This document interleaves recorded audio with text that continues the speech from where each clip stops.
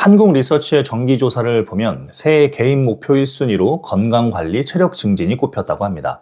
남녀 세대를 불문하고 해마다 가장 상위권 목표로 선정되는 주제죠.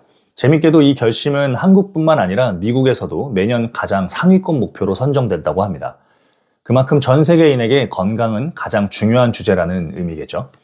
특히 올해는 러닝을 새로 시작하거나 더 잘하고 싶다는 목표를 가진 분들이 정말 많아진 것 같습니다. 그런데 문제는요, 이 목표를 시작은 했지만 처음에 기대와 목표만큼 유지하지 못한다는 거예요. 대부분은 처음부터 기준을 너무 높게 잡고 있기도 하고요. 오늘은 새해 러닝 다짐 왜 벌써 흔들리는지, 그리고 과학적으로 검증된 지속 가능한 러닝 기준이 어디에 있는지 이야기해 보겠습니다. 저는 항상 새해 다짐을 할 때 체력 관리를 위해서 러닝을 더 잘 활용해 봐야겠다는 목표를 세우곤 했습니다. 그러면서 이런 생각들도 했었어요. 이번엔 힘들어도 참고 해보자. 하루에 최소한 30분씩은 달려보자. 최소한 어제보다는 더 빠르게 달려보자. 그런데 지금 돌이켜보면 이 생각들이 문제였던 것 같습니다. 세계보건기구의 통계를 보면 운동 부족은 고혈압, 흡연, 고혈당에 이어 전 세계 사망 위험 요인으로 무려 4위에 올라 있습니다. 그만큼 운동이 우리 몸에 중요한 역할을 한다는 거죠. 운동의 중요성이 이런 미디어들을 통해서 반복적으로 노출이 되고 저를 포함한 많은 사람들에게 자연스럽게 더 열심히 해야 한다라는 압박을 주고 있고 이런 역량으로 목표를 너무 높게 잡고 시작을 하게 되는 것 같아요. 그래서 러닝할 때도 아직 내 몸은 준비가 되지 않았는데 처음부터 시간, 거리, 속도를 한꺼번에 끌어올리려고 욕심을 내는 거죠. 그런데 운동과학자들이 권장하는 이 기본 기준이라는 것이 있고 또 상당히 명확하게 제시되고 있다는 점도 알고 계셨나요? 일주일에 러닝, 수영 같은 유산소 운동은 주 150분 이상, 팔굽혀펴기와 같은 근력 운동은 주 2회 이상. 하지만 2023년에 나온 국민 건강 통계를 보면 이 기준을 실제로 지키는 사람은 10명 중에 2명에 불과하다고 합니다. 재미있는 점은 이 기준은 심지어 최소 기준인데도 지키는 사람이 많이 없다는 거예요. 데이터의 결과들을 통해서 우리가 이 최소 기준을 넘어선 너무 높은 목표를 가지고 있고 부담이 더해져서 오히려 유지를 못하게 된다는 걸 알 수 있습니다. 미국 보건복지부 자료에 따르면 하루에 30분에서 60분 운동을 하는 사람은 운동을 전혀 하지 않은 사람들보다 사망 위험이 30% 이상 감소한다고 하는데요. 그런데 더 흥미로운 결과는 하루에 10분에서 20분이라도 꾸준히 움직이면 사망 위험이 20% 이상 감소한다고 합니다. 즉 30분을 못 채워도 운동 효과는 분명히 존재한다는 거예요. 그런데 이런 이야기가 우리가 가진 상식과는 조금 다른 이야기 같기도 하죠. 호주 시드니 대학의 운동과학자 엠마누엘 스타마타키스 박사도 이렇게 비슷한 이야기를 했습니다. 운동은 30분 연속으로 하든 하루에 걸쳐서 몇 분씩 나눠서 하든 건강 효과에는 큰 차이가 없다. 이걸 그는 운동 간식이라고 표현을 했는데요. 러닝할 때도 마찬가지입니다.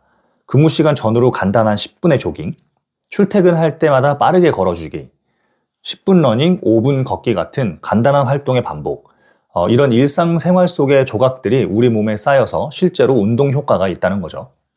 30일 챌린지 컨텐츠에서 제가 이런 이야기를 했었습니다. 구조화되지 않은 운동 강도가 몸에 부담을 주었고 이로 인해 지속하는 러닝을 포기할 수밖에 없었다고 말이죠. 노르웨이 오슬로 스포츠과학대학의 울프 에켈룬드 박사님은 적당한 운동 강도에 대해서 이렇게 설명을 했었는데요. 호흡과 심박수가 증가하지만 1에서 10까지의 강도에서 5나 6 정도의 수준. 이게 사람들마다 체감이 다를 수 있어서 조금 더 쉽게 알 수 있는 방법이 바로 말하기 테스트라고 합니다. 짧은 대화는 가능하지만 긴 문장으로 말하거나 노래 부르기는 어려운 정도의 강도. 이 강도가 중강도라는 거예요. 이 중강도 운동을 30분씩 유지하면 뇌졸중, 심장마비, 제2형 당뇨병, 여러 암의 위험이 유의미하게 낮아진다는 게 대규모 연구로 명백해졌다고 말하기도 했습니다. 그런데 이 30분 운동은 이상적인 기준이라는 거고요. 지금 단계에서는 이 강도로 더 짧게 유지를 하는 겁니다. 그러니까 지금은 더 빠를 필요 없이 10분에서 20분만 달리면서 오래 유지하는 걸 목표로 해보는 거예요. 현실적으로 매일매일 러닝을 하는 건 어려운 일입니다. 체력적으로도 그렇지만 시간이 없기도 하고요. 그래서 주말에 몰아서 뛰는 분들도 계실 거예요. 이렇게 주말에만 러닝을 해도 실제로 건강에 도움이 될까요? 이 궁금증에 대한 연구 결과도 있었습니다. 스타마타키스 박사의 연구에 따르면 주말에만 운동하는 사람들도 전혀 운동하지 않은 사람보다 조기 사망 위험이 낮았다고 하고요. 중국 항저우의 저장중국 의과대학 연구진이 전 세계 120만 명을 대상으로 분석한 메타 연구에서도 주말 운동 그룹은 심혈관 질환 사망 위험이 무려 26% 감소했다고 해요. 다만 단점도 있었다고 하는데요. 평일 운동량이 부족할 때 자연스럽게 주말 운동이 과해지고 과부하로 인한 부상 위험이 발생한다고도 언급을 했어요. 그래서 이런 연구들이 말하는 공통점은 몰아서 해도 효과는 있지만 가능하다면 분산 운동에 초점을 두라는 거예요. 평일에는 짧게 2회에서 3회 정도 운용을 하고 주말에는 조금 길게 1회 정도만 운용을 하는 겁니다. 이 구조를 유지해 나가는 거죠. 올해 건강 유지를 위한 수단으로 러닝을 할 계획을 세우셨다면 몸에 무리가 되지 않고 유지가 가능한 구조인지 지금 다시 한번 점검해 보시면 좋겠습니다. 그리고 지금 내 몸의 상태를 객관적으로 판단해 보시면 좋겠어요. 내 상태를 알지 못한 채 운동 빈도와 강도만 늘리면 부상에 노출이 돼서 오히려 목표 달성은 더 어려워질 거예요. 그런데 만약에 이렇게 유지를 목표로 하는 러닝도 계속 힘이 든다면 어쩌면 내 생각보다 내 몸의 신체 기능이 더 준비되지 않은 것일 수도 있습니다. 대부분의 초보 러너들은 당연하게도 몸이 아직 러닝이라는 운동에 준비되지 않은 상태일 수도 있어요. 러닝을 잘 하려면 심폐, 근력, 유연성, 순발력 같은 기능들이 유기적으로 작동을 해줘야 됩니다.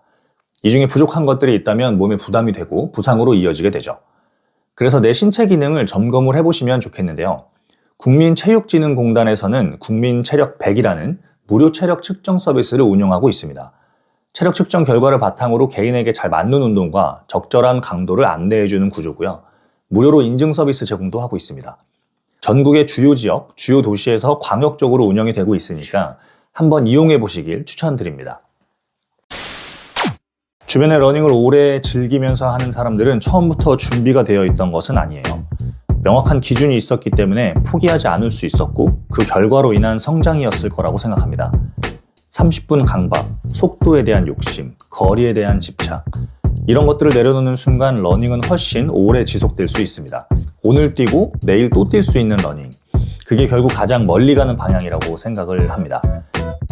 오늘도 긴 이야기 들어주셔서 감사합니다. 다음에도 건강을 위한 재미있는 이야기로 찾아뵐게요. 감사합니다.